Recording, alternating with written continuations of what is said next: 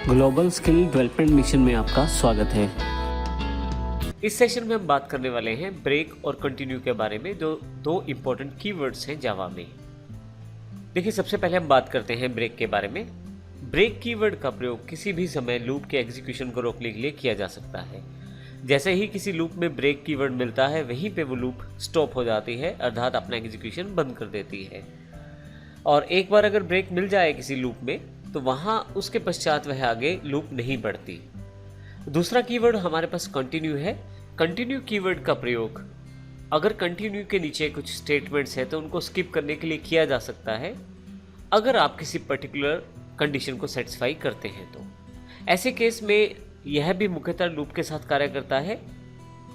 Loop जो कि for loop use कर सकते हैं, वाइल या डू वाइल लूप इत्यादि में आप इसका प्रयोग कर सकते हैं। जब लूप के एग्जीक्यूशन में कंटिन्यू आता है तो केवल कंडीशन जब सही रहती है, अर्थात ट्रू रहती है, तब कंटिन्यू के नीचे वाला पार्ट एग्जीक्यूट नहीं होता, बट लूप जो है वो पूरी अपना एग्जीक्यूशन करती है। एक्चुअली हम लोग अगर इसको प्रैक्टिकल देखेंगे तो ज़्यादा आसानी से समझ आ जाएगा। इसके लिए हम break continue example dot Java का अध्ययन करते हैं।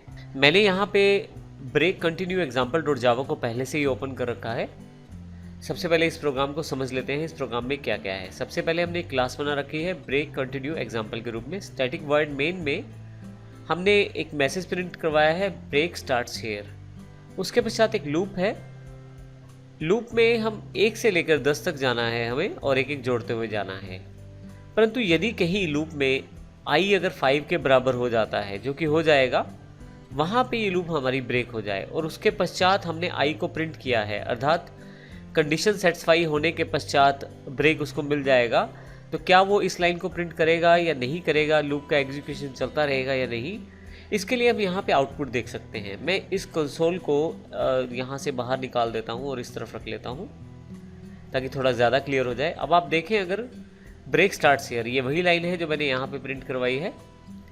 उसके पश्चात यह केवल 4 तक चलता है। रीज़न, क्योंकि आई जब 5 हो जाता है तो यह लूप टूट जाता है, अर्थात ब्रेक हो जाता है। और उसके पश्चात ये लाइन तो वैसे भी प्रिंट नहीं होगी, क्योंकि ब्रेक इसको यही इससे पीछे वाली लाइन में मिल गया, तो इस लेवल पे ही फॉर लूप का एग्जीक्यूशन बंद हो जाता है। लेकिन एक पॉइंट और है यहाँ पे, फॉर लूप उसके पश्चात जब ब्रेक मिलता है उस कंडीशन के पश्चात चलती ही नहीं है यहाँ पे। तो अगर आप देखें तो मैंने उसके पश्चात एक मैसेज प्रिंट करवाया है, ब्रेक एंड्स हियर। तो कुल मिला के ये जो प्रोसेस है लगभग कंडीशन सेटिस्फाई होने के साथ ही बंद हो जाता है। अब बात करते हैं हम कंटिन्यू की। इसके लिए मैंने फिर से कंटिन्यू स्टार्ट्स हियर का एक मैसेज प्रिंट करवाया है, जो यहाँ पे दिखाई दे रहा है। सेम लूप है, लेकिन फ़र्क सिर्फ इतना है कि मैंने यहाँ पे अगर आई 5 के बराबर हो जाए तो कंटिन्यू का प्रयोग कर लिया है ब्रेक के बजाय।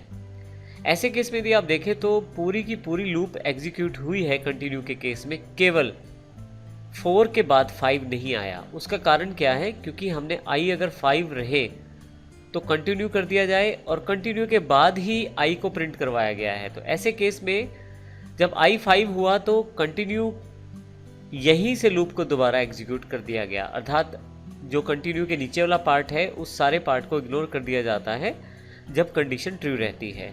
तो इस तरह से हम ये देख सकते हैं कि हमारे पास ब्रेक और कंटिन्यू में मुख्य फ़र्क जो है यहाँ से दिखाई दे जाता है। फाइनली हमने एक लाइन और प्रिंट करवाई है, कंटिन्यू एंड्स हियर। तो इस प्रकार हमने यहाँ पे ब्रेक और कंटिन्यू के फ़र्क को समझने की कोशिश की है। आप यदि लूप की बात करेंगे तो लूप में दोनों प्रोसेस, ब्रेक और कंटिन्यू कीवर्ड का प्रयोग लगभग एक जैसे तरीके से ही किया जा रहा है।